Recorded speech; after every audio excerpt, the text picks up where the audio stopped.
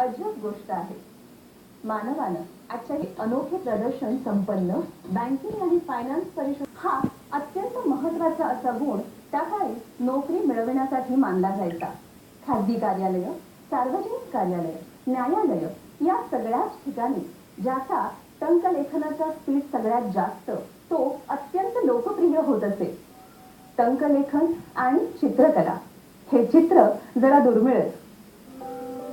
आजवर अनेक चित्रकारांनी व्यक्तिचित्र काढली, पण टाइपरायटरवरील व्यक्तिचित्र तुम्ही कधी पाहिली होती का?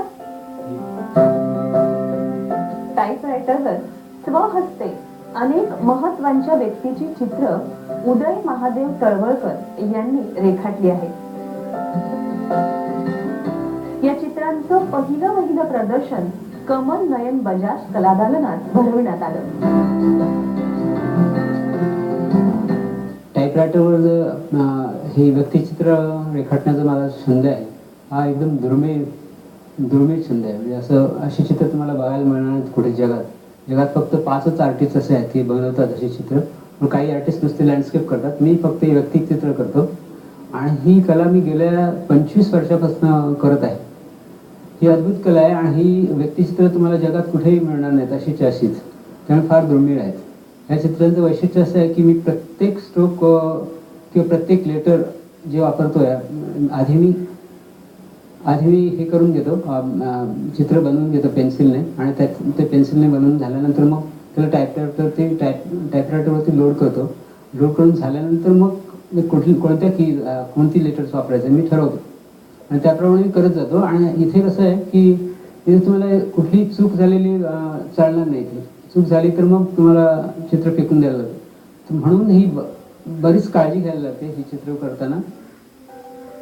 प्रसिद्ध व्यंगचित्रकार बाळासाहेब ठाकरे, सुप्रसिद्ध पार्श्वगायिका लता मंगेशकर, पंतप्रधान नरेंद्र मोदी, क्रिकेटवीर सचिन तेंडुलकर, उद्योगपती धीरूभाई अंबानी, गुरु रामदेव बाबा अशा असंख्य व्यक्तींची चित्र टाइपरायटरवरून काढलेली रसिकांना पाहायला मिळाली. तुमचं संयम हवा, तुमचं कॉन्सन्ट्रेशन हवं, तुमची अचूकता हवी, ह्या सगळ्या गोष्टी, आणि तुमचा पेशन्स हवा. पेशन्स फार लागतो. नसेल पेशन्स तर तुम्ही काही असे चित्र निर्माण करू शकणार नाहीत. आणि इथे कसं आहे की तुम्हाला त्या चित्रांशी समरस व्हायला लागतं, तरच वेगवेगळे इफेक्ट दिसतील, एक्सप्रेशन दिसतील. ते एक्सप्रेशन जेव्हा येतात तेव्हा तुम्ही समरस होता. कम्प्लिटली जेव्हा समरस होता त्यावेळेस मला एक्सप्रेशन असे दिसतात. आणि ही दुर्मिळ चित्र आहेत. इथे जगात मला कुठेच सापडणार नाही अशी चित्र.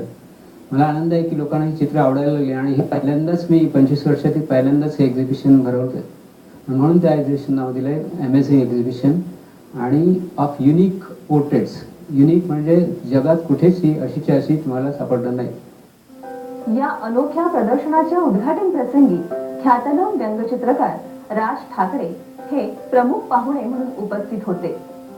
मी लता दीदींचं एक मोठं वर्ल्ड रेकॉर्डसाठी मोठं चित्र बनवलंय. ते 21 फूट बाय 13 फूट असं मोठं चित्र बनवलंय.